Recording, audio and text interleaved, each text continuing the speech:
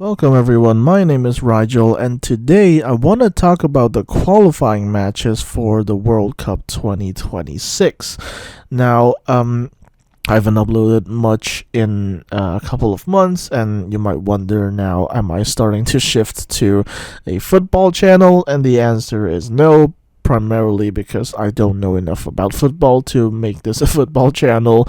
Um, I've only really started following like kind of international football.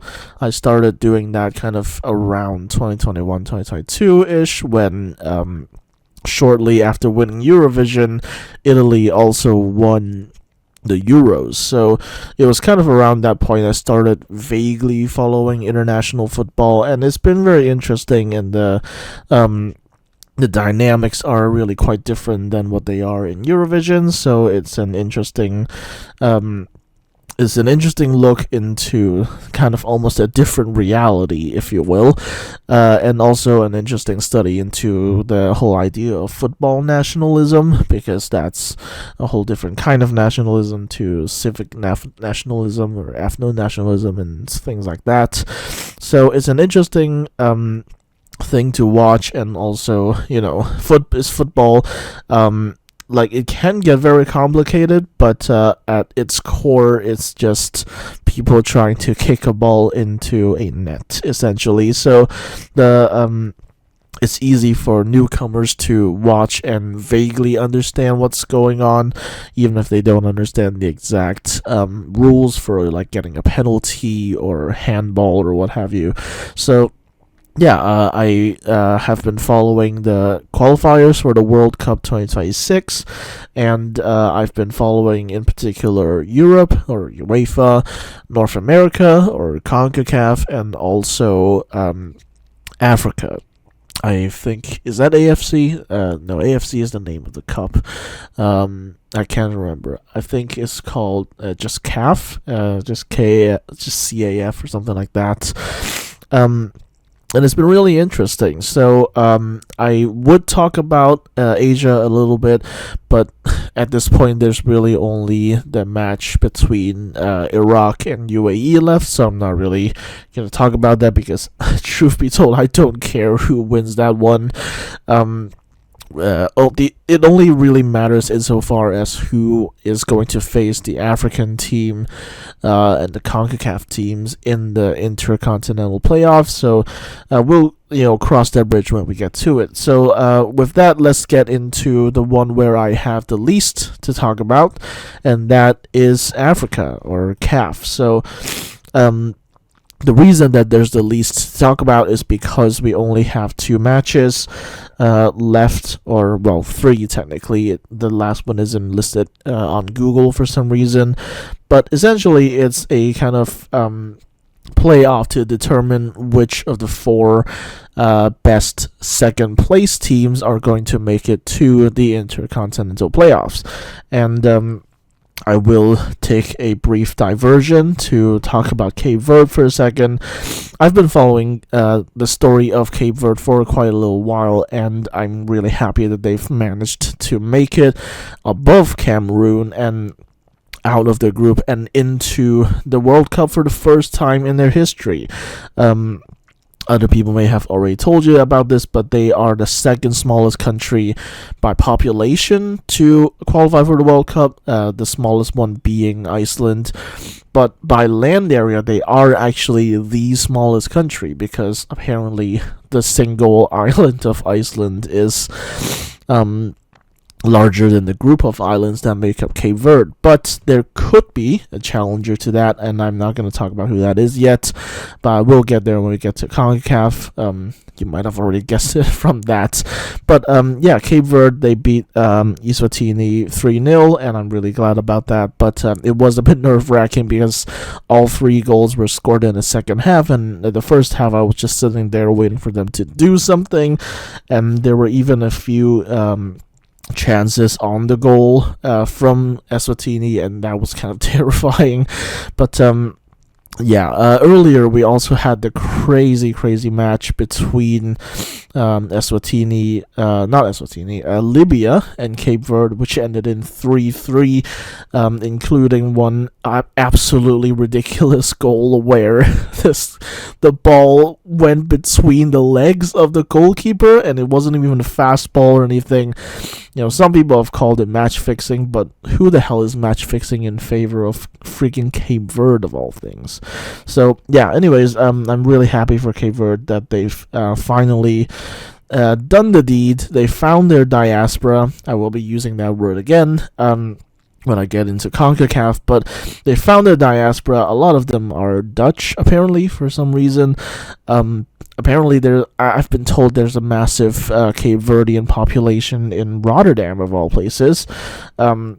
But they found a diaspora from the Netherlands, from Portugal, obviously, and also from Ireland, because one of their players is Pico Lopez, who, if you follow Irish football, you might recognize from the Shamrock Rovers. He's actually from, I think, the south side of Dublin, and he talks with a Dublin accent as well, and so it's really bizarre to see someone with a Dublin accent talking in the capital of Cape Verde, which is Praia, and he says actually his story of getting recruited was really interesting because he was born in Dublin to a Cape Verdean father, I think, and an Irish mother, and he doesn't actually speak that much Portuguese. So when he got a notification on LinkedIn, of all places, about potentially getting recruited for the team, he assumed it was spam and just didn't respond to it. But a few months later, they sent another message to him in English, and this time he obliged and joined the Cape Verdean squad. Now, mind you, I enjoyed this story very much, but I looked it up, and this was actually 6 years ago. He joined the Cape Verdean squad 6 years ago, so this wasn't a very last-minute thing that happened. But so nonetheless, it's still a really interesting story that this was one of the ways that Cape Verde found their sort of diaspora. But diaspora or no diaspora, this is their first time making it to the World Cup, and there's also a massive Cape Verdean population in Boston, I believe, so hopefully they get to play in Boston, and the Cape Verdean diaspora in that state. Is Boston a state? Sorry, I'm terrible with American geography, but hopefully the Cape Verdean diaspora in Boston will turn out for whichever match or matches it is that Cape Verde will get to play in North America. So that's about all I have to say about that. So let's move on to these two games that we have for the Intercontinental Playoff. First off, we have Nigeria versus Gabon. Now, for some reason, everyone is absolutely creaming themselves over Nigeria, despite the fact that the game against Benin was literally the only good one they have had, and they've not been doing great throughout their campaign.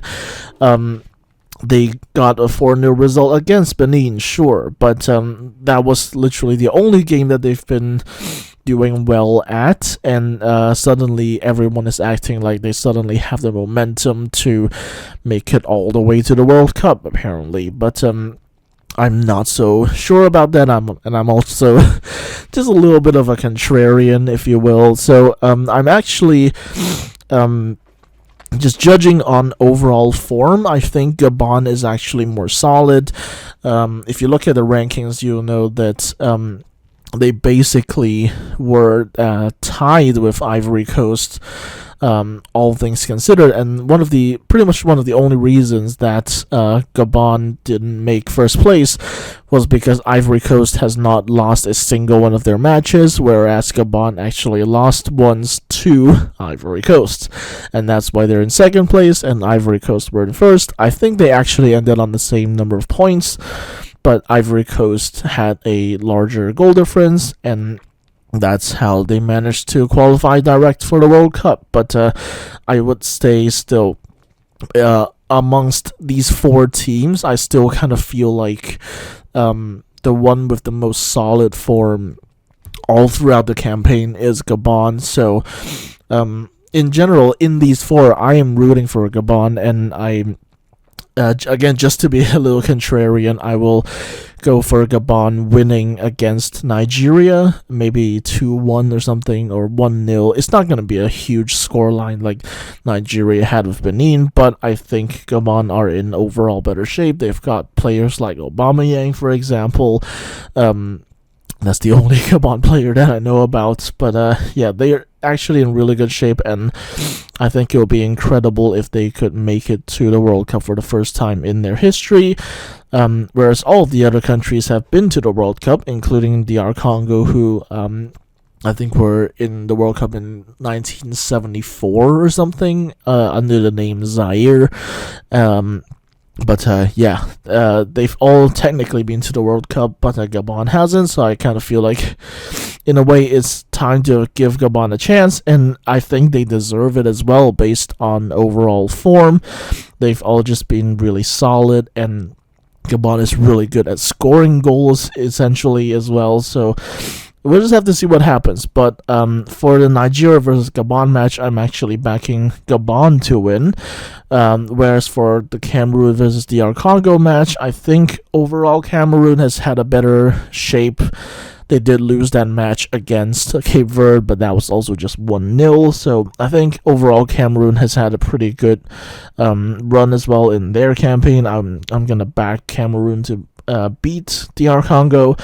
Again, nothing major. It's going to be 1-0 or something like that. So it will be Gabon versus Cameroon, and who wins there, I don't know. I'm backing Gabon. I have my biases, but that could be anybody's game. And truth be told, I think it's harder to get out of Africa into the continental playoff than it is to go from the intercontinental playoff into the World Cup, because there are some really, really bad opponents on there. I mean, we have freaking New Caledonia as one of the countries in the six.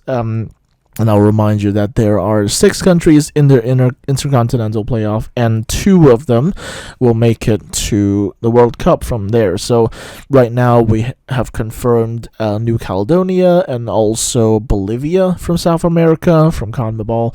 And then after that, we'll have 1 more from Africa, one of these 4, of course, and then 2 more, for whatever reason, from CONCACAF. And speaking of CONCACAF, I think that's where I'm going to end my Africa segment. I'm backing Gabon to win against Nigeria and Cameroon to win against DR Congo.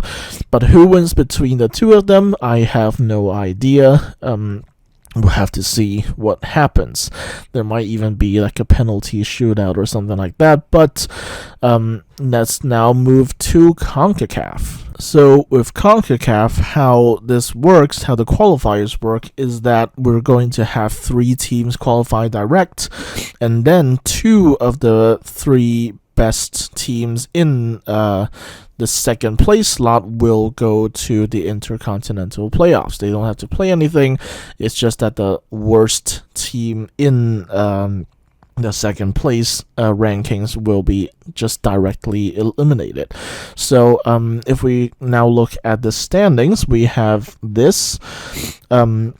We have quite a few interesting things happening right now, but I think essentially there are some headline stories, of course. Suriname, Curacao, which is the one I wanted to talk about, and Haiti is also still kind of hot on the heels of Costa Rica and Honduras.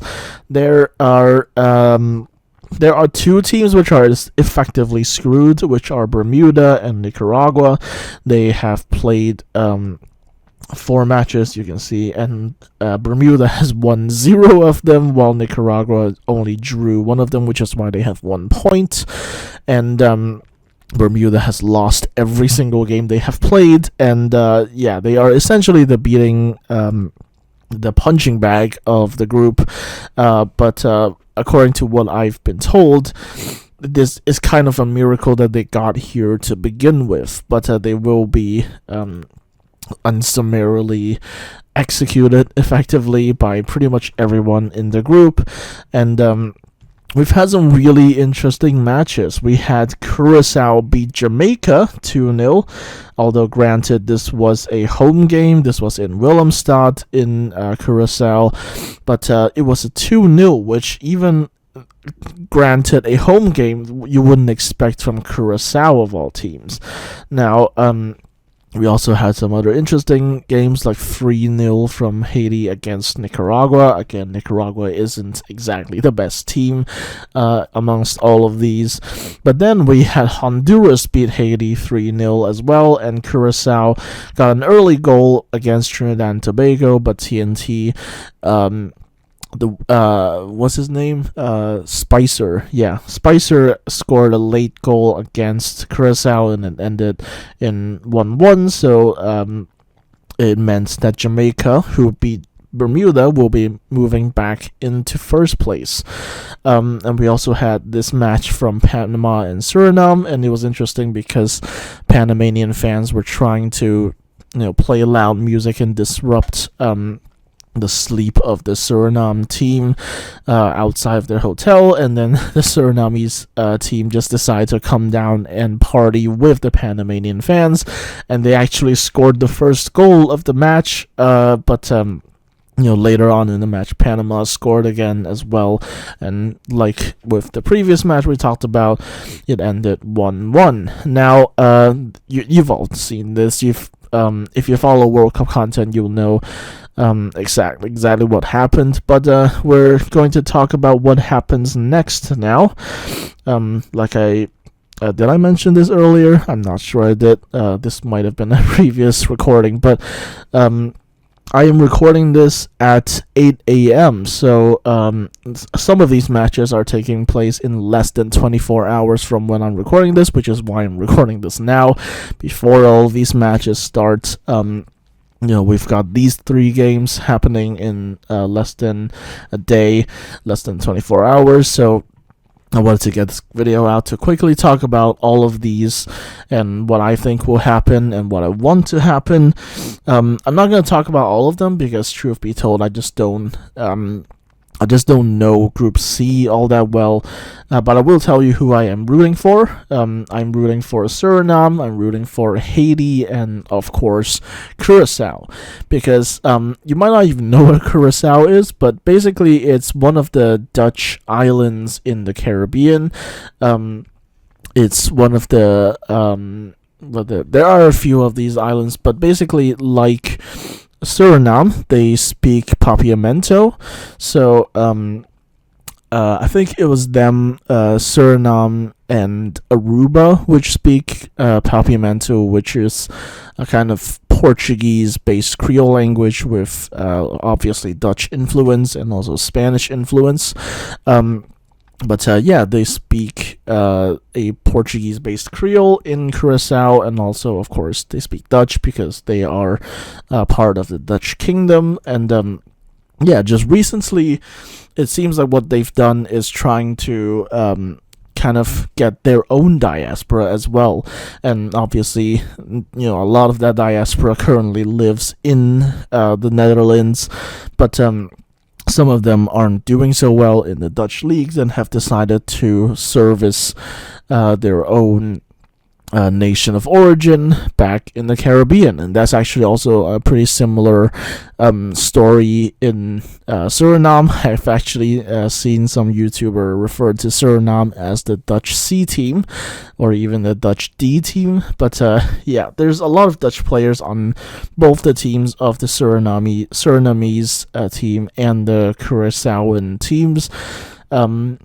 And so that's why they're doing probably better than people have expected. And like I said, Curacao is actually of the possible debutants in World Cup. In the World Cup, it's actually the smallest one. It's smaller than Iceland in both population and size. So this is Curaçao's absolute best chance at qualifying. You better believe they're going to take that, and I'm going to cheer for them as well. So this is the first match that they have that's happening in, as I record this, about 23 hours against Bermuda. One assumes it'll be an easy victory for them, but last time they nearly bottled it as well. So who's to say? I hope it will be an easy victory for them as well, because especially considering that I think over in Port of Spain, maybe that's the capital of Trinidad and Tobago. I think they're playing in Port of Spain against Jamaica, and Jamaica has not had a great record away, I've been told. So this could even end in like draw or something like that. I don't think Trinidad's going to beat Jamaica. Jamaica are the best team in the group, kind of by pure skill, but it's entirely possible, I think, that TNT are going to draw with Jamaica. We'll just have to see what happens, especially since Jamaica are playing away and not in Kingston. And then we have Suriname versus El Salvador. It's a very hard group to predict, but in general, I would go for Suriname to maybe win like 1-0 or 2-1 or something like that. But the problem is that the Surinamese team is not one that particularly scores necessarily. They don't do shootouts and things like that. But we'll have to see what happens. I'm not going to predict all of these. The main team that I'm more concerned about is Curaçao, and this is the match to look for. I think that's happening in just under a week. So and it's happening in Kingston, so it's not as easy, I think, for Curaçao, because the last match that they had with Jamaica, remember, it was in Willemstad. It was a home game. But for Jamaica, this time it's Jamaica's home game is in Kingston, so this will definitely be a match to watch. The others as well, of course, I'm unfortunately just not as familiar with those groups.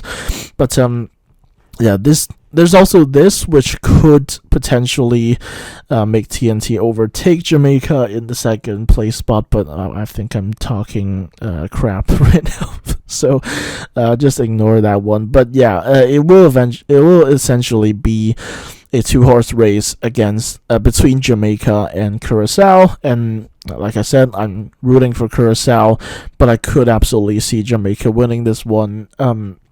It won't really be a high-scoring game either. I think Curaçao have chances to do well here. Especially, I actually looked at their squad. They've called up Chong again. If you didn't know Chong, I can't remember his first name, but he was out in the matches against Trinidad and Tobago and against Jamaica as well, unbelievably, because of injuries and stuff. But Chong is actually back, and the thing about Chong is that he actually scored 2 goals in the previous match against Bermuda, which was quite a while ago now. Actually, let's see if I can find it. Curaçao. There we go. 3-2. Again, this was a match that Curaçao almost bottled, but Chong was actually one of the players who scored 2 goals against Bermuda, so this could be a really good sign for what's to come. Obviously, we'll have the rematch of Bermuda versus Curaçao. We'll see if Chong does his magic there as well. But even against Jamaica, this could be a really good sign as well. And we also have, players like Kenji Gore. We also have like Comenencia, who can also do some damage against Jamaica as well. But this is Jamaica, who are kind of categorically the best group, the best team in this group. So, it's going to be a challenging one, but I have faith in Curaçao. We'll have to see what happens, but I am definitely rooting for them for sure, as I am also rooting for Suriname and Haiti to make it to the World Cup directly. So that is CONCACAF. I would talk more about the two that are going to the international intercontinental playoff. But my understanding is that whoever loses the match between Jamaica and Curacao will effectively make it to the playoffs, and then it's just kind of a matter of what happens there and who exactly they are coming up against. So that's not really much of a concern right now, since the intercontinental thing is in March, I think. So yeah, I'm cheering for Curacao, I'm cheering for Suriname and Haiti as well, but I don't know their groups well enough to really make a prediction or any comments or anything like that. So that's where I'll leave it. That's CONCACAF. Now let's move on to Europe with UEFA. Now, there are a lot of matches still waiting to happen. Currently, the only team that's like definitively qualified for the World Cup is England. But at the same time, the only teams in their group were like Serbia, Albania, and some others that I can't even remember at this point. Oh yeah, and Latvia as well, of course. And Andorra, I think, who actually scored in like 8 minutes against Serbia, which was hilarious. But yeah, so right now, if we look at the standings, I can't see these changing too much, except for Group H. This group is absolutely wild, but otherwise, I think this is pretty much the order we might see the final countries being in at the end. So I'm not really gonna go too much over the previous matches. I have my biases, of course, but this match I think I kind of want to highlight. Romania versus Austria, 1-0. This was completely unexpected. No one saw this coming at all, but Romania was actually really like aggressive in this match. They had a lot of attempts on goal, and we also had Faroe Islands winning against Czechia 2-1. So this was really special as well, I would say. And it's not going to help the Faroe Islands to qualify, because the next match that Czechia have is against Gibraltar, and Faroe Islands also have to play Croatia away. I think was it Rijeka or Zagreb? I can't remember, but it's a home game for Croatia. So yeah, they're basically screwed anyways. But it was a really remarkable game, I think, for their kind of morale and everything, and they can definitely, I think, aspire to doing great things in the next Euros or even the next World Cup in 2020. Not 2030. Oh my god, we are getting old. Anyway, sorry. Let's get into these matches. Some of them I'm not really going to predict because I just don't know enough about them. But Norway versus Estonia, this should be an easy game for Norway to win.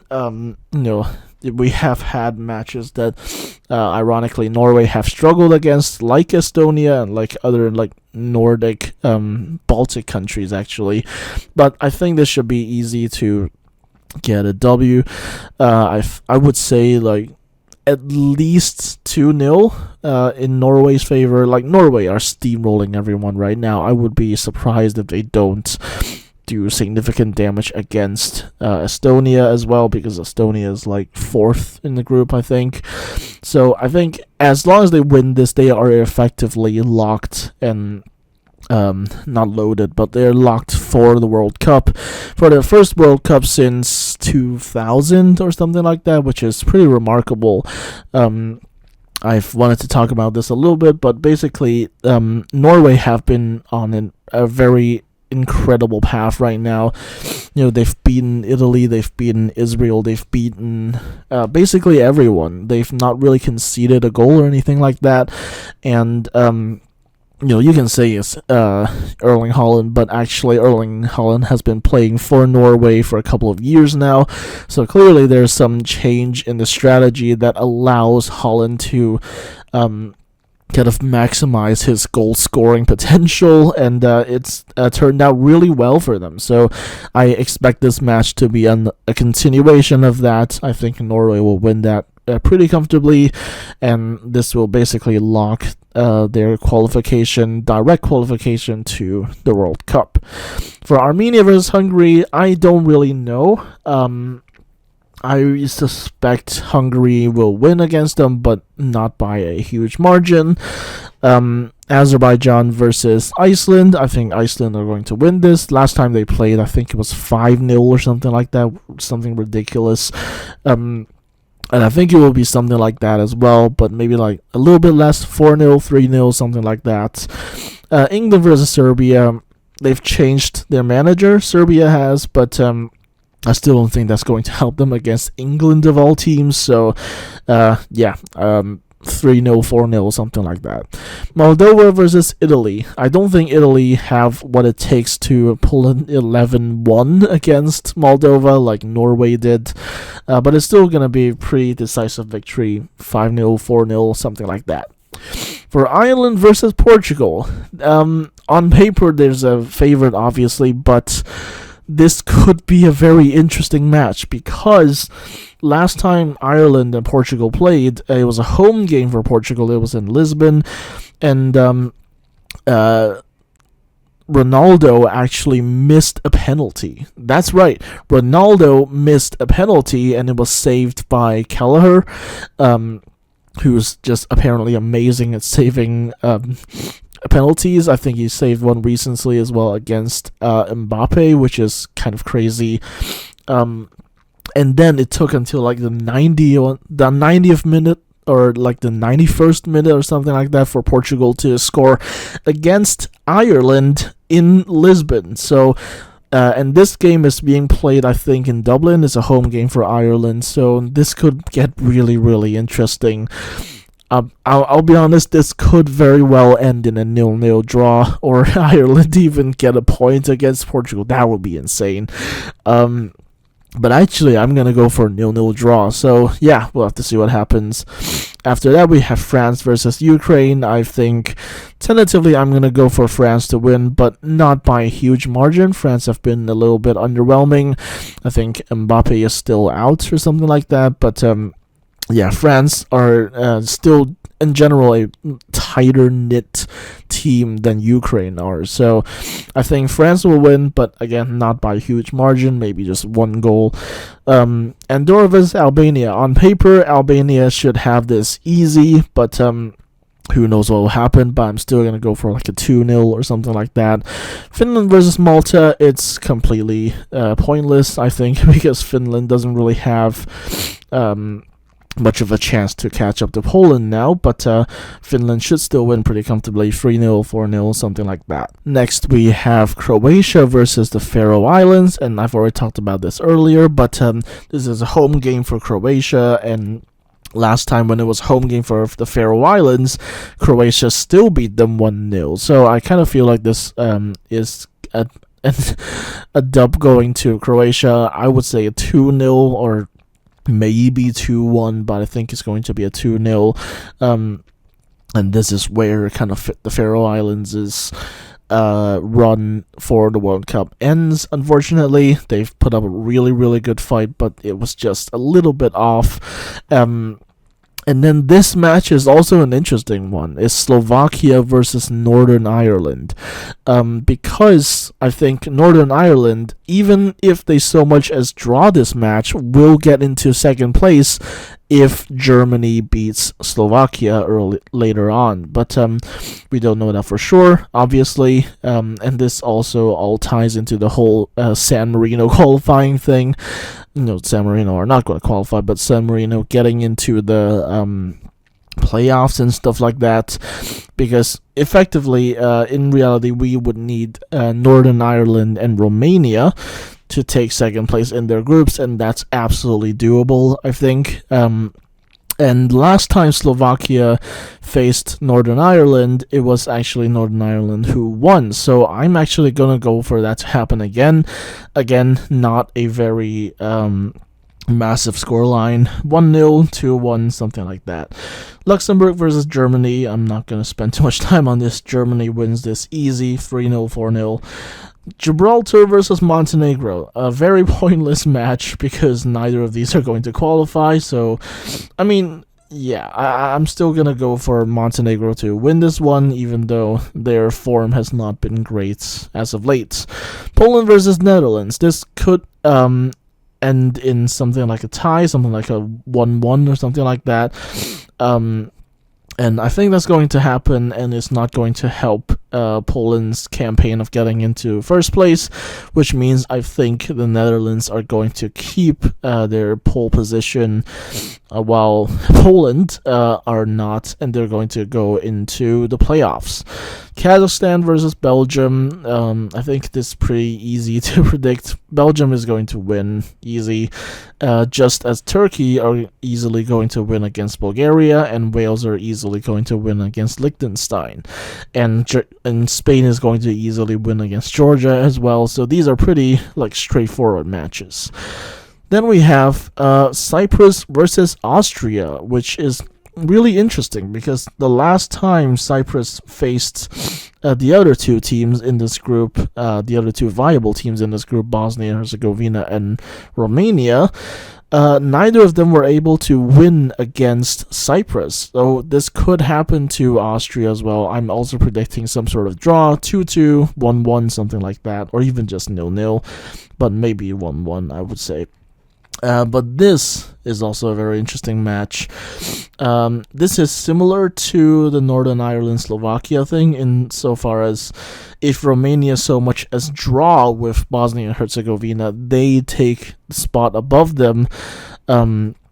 If I think Bosnia and Herzegovina lose against Austria, I think there's still a match, something like that. Right here at the bottom. But if they lose against Austria, Romania takes second place, and that will be very interesting for San Marino's chances of getting into the playoffs. Then we have Denmark, Belarus.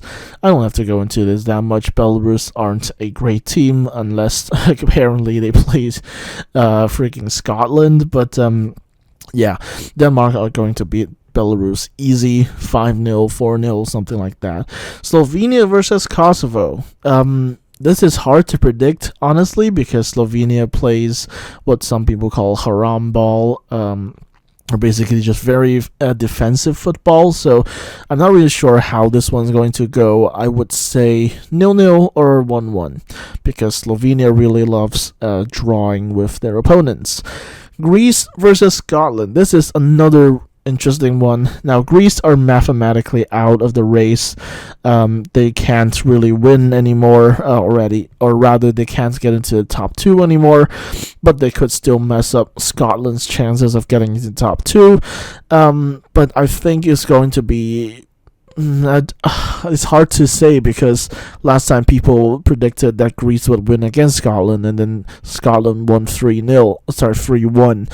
So I don't know what to guess, to be honest, but I'm gonna go for a draw, 1-1 or something like that. And then we move on to Switzerland, Sweden.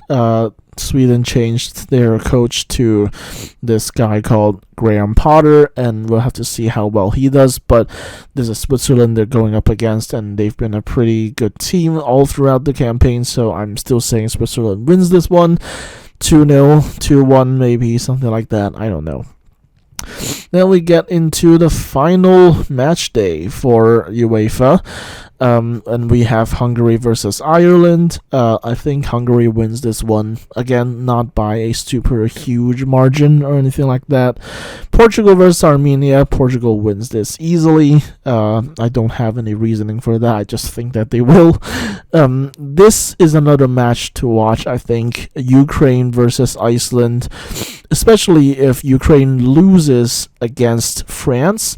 If Iceland wins this, they are into second place. So this could be a major match to look out for, because whoever wins this match, I think, will be second place in their group and will go to the UEFA playoffs. And then we have Azerbaijan versus France. I'm not going to go too much into it. France will win this one pretty comfortably, I think. And then we have Serbia versus Latvia.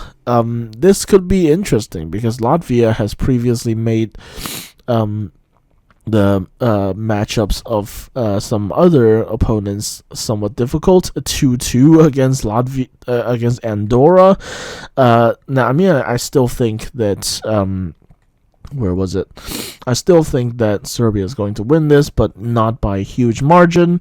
Then we have Albania versus England. Again, any discussion is moot, pretty much, regardless of who is playing against England, because it's freaking England. I think England's going to win. 3-0, 4-0, something like that.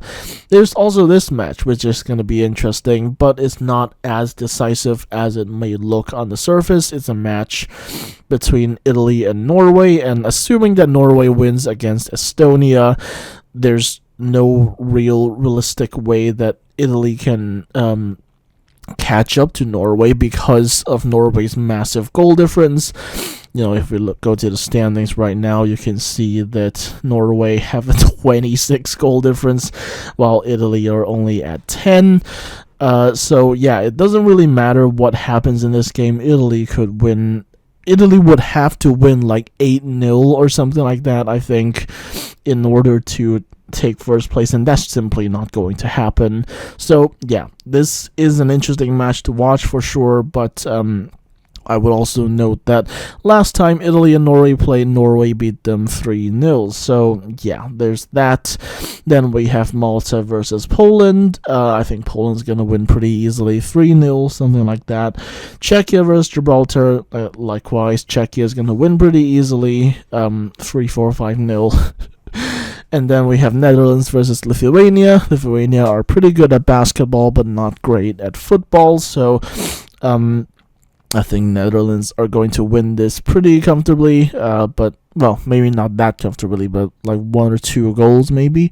So they are going to still very easily win against Lithuania, though, because they're not a great football side. Germany versus Slovakia. I think this time Germany is going to get their revenge against Slovakia after they beat them 2-0 last time. So, yeah, I think Germany is going to win this one. Again, it won't be a very decisive win, let's say, but I think Germany is going to win against Slovakia, even if the German team isn't necessarily in prime form. Then we have Northern Ireland versus Luxembourg. Luxembourg currently sucks, so Northern Ireland should take the dub pretty easily. 2-0, 3-0, something like that. I don't know. Montenegro, Croatia. It's pretty easy to predict this one. Montenegro also sucks, so Croatia should win like 4-0 or 3-0 or something like that. Romania, San Marino. I don't even need to talk about this one, but if you've watched other content from football YouTubers, you'll know that it is actually in San Marino's interest to lose as badly as possible. But basically, because of mechanics from the whole Nations League thing that I can't be bothered to explain, San Marino would actually benefit from Romania getting a good goal difference and getting into second place and displacing Bosnia and Herzegovina and putting them into third. So San Marino, after Moldova, will also get into the playoffs, which is kind of ridiculous. I think they should definitely look into changing that system. But for this edition, at least, the very concept of San Marino making it into the playoffs is hilarious. But for the next edition, maybe they can look into changing that. Belarus versus Greece. I think this is going to be pretty decisive. Greece will beat them 3-4, 5-0. Bulgaria versus Georgia. A pretty pointless affair, I would say, because I would say any of the matches happening at this point are pretty pointless. The ranking is pretty much locked that Spain is going to qualify direct and Turkey is going to go to playoffs because Georgia just hasn't put enough goals on Turkey. They haven't even won against them once. So, yeah, it's not really worth talking about this part at this point. But, we also, I don't know, like 3-0, something like that. I don't know. But, for Spain and Turkey, this could be interesting. I still think Spain is going to win, but probably not by 6-0 or whatever, maybe like 2-0, 3-0, something like that. We'll have to see what happens. And then we have Sweden versus Slovenia. It doesn't matter at this point. They're not going to make it into the top 2, let's face it. But 1-1 maybe. I think that could be a realistic possibility. Wales versus North Macedonia. Again, it's a match that people have hyped up a little bit, but it really doesn't matter because both of them are making it through from the Nations League, because whoever doesn't make second place in their group is basically between Wales and North Macedonia for second place in their group, and whoever doesn't win this match will get third place in the group. But it doesn't matter because both of these countries have won their group in the Nations League, which means that whoever wins this qualifies for the playoff directly, and the other one will qualify via the Nations League. So ultimately this matchup doesn't matter that much, except for like kind of how they are drawn into pots and things like that, and who's going to face Italy, for example, although I'm sure North Macedonia wouldn't mind facing Italy. But we have to see what happens. Kosovo versus Switzerland. I'm still going for Switzerland to win 2-1, 2-0, something like that. Belgium, Liechtenstein, I don't have to go into it. Belgium wins this easy 6-0, something like that. Austria versus Bosnia. If Bosnia so much as draws this match, I think, then Romania is into second place in their group. So Bosnia really have to fight for this one. And it's still not entirely clear who is going to come out on top on this one. So we'll have to see what happens. But and the final match is Scotland versus Denmark, and this is a pretty major match as well. We've got two countries who are both at the top of their group. Where are they? There we go. Denmark and Scotland, they're both top of the group with the same number of points. Whoever wins this one effectively, as long as Scotland doesn't lose to Greece, whoever wins this one effectively goes to the World Cup directly. Because even if Scotland so much as draws with Greece, they will be on 11 points, of course. And Denmark's going to get 3 points from Belarus, so that will be 13 points.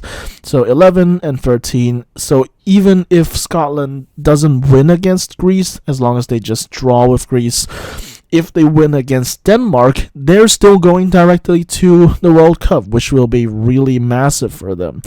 And we'll have to see how, if at all, their tactics have changed since the last window. They got 6 points out of it, even though their playing really wasn't that great at all. But we'll have to see if it gets any better in this window.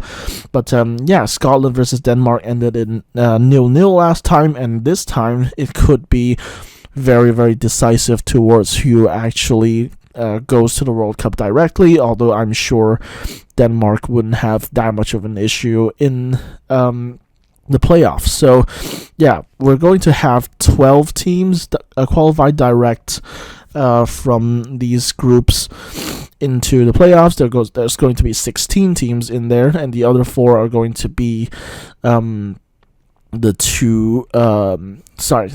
other 4 are going to be nations from the Nations League. We're going to definitely have one of Wales or North Macedonia. Like I said earlier, they're 3 points apart, but Wales has a game against I think it was Liechtenstein, so they'll both be on 13 points, and then they have a showdown between them. Where was it? There we go. Wales versus North Macedonia. So whoever wins that goes to the playoffs directly, while Wales, or whoever loses that one, will also go to the playoffs via the Nations League, so it doesn't really matter. So one of these teams is definitely locked for the Nations League qualifier spot for the playoffs. And then I think Romania is also pretty much locked for the playoffs, whether directly or through the Nations League is another question. But it'll be interesting to see whether Moldova and freaking San Marino can qualify to the playoffs as well through the Nations League. That's that's really dependent on how well Bosnia Herzegovina and Slovakia do. So we'll have to see what happens there. But I've not necessarily got anyone that I'm rooting for. I guess I'm rooting for Scotland, but and also Romania, I guess, but otherwise I'm not super invested in this. Obviously I'm rooting for Norway as well to just absolutely bulldoze everyone. And also I'm again for Ukraine and Iceland, I would want to root for Iceland, but if Ukraine make it as well, it will be a well-deserved victory as well. I think they've been pretty solid as well throughout their campaign. And yeah, I think that will do it for this video, where I talked about stuff that I've never talked about on the channel before. And it is currently 9 a.m. I haven't showered, I haven't slept, but I'm gonna do that soon after I get this video out. And yeah, that's gonna be it. Thank you for watching. If you've watched to this point at all, like this video if you enjoyed it, subscribe to the channel so you don't miss upcoming content, which may or may not include the scripted videos that I've been working on, quote unquote, for months at this point. I'll actually be watching these matches live. I'm not gonna like live stream them or anything, but if you know about my Wiktionary Twitter account, if you know about it, then you'll know where to find me. I live tweet my football games over there, so you can find me over there if you know where that is. I've tweeted on it on Blue Radio 4 a few times, but I don't really tweet about football on that account. But yeah, you can check me out on my new Wiktionary Twitter account if you want. And also, obligatory, why is it so hard to say that word? Obligatory mention of my new Substack that I made a while back. Hopefully soon I'll have a new article to post. I'm actually going to be talking about kind of the social impacts and what ChatGPT reflects about society, and why I think it's not fair to blame the kids for using ChatGPT. Hopefully that essay should be out soon-ish, but again, like I mentioned, or I may not have mentioned, but I have an assignment due at the end of the week, so it might be after that. But yeah, I will definitely be watching these matches live, starting with the matches that we've got tomorrow. We've got Norway, Estonia, and a whole host of others. But yeah, I'm gonna be watching at least some of these live, and yeah, we'll have to see what happens there. I don't think I'm going to do a video kind of reviewing my predictions, because again, I'm very amateur at this kind of stuff. I'm just doing this for fun. But yeah, that is going to do it, I think, for this video where I talk about my thoughts on the World Cup 2026 qualifiers. And yeah, that's going to do it. Hope you enjoyed. Like this video if you enjoyed this video, and subscribe to the channel for any future videos, and I'll see you next time.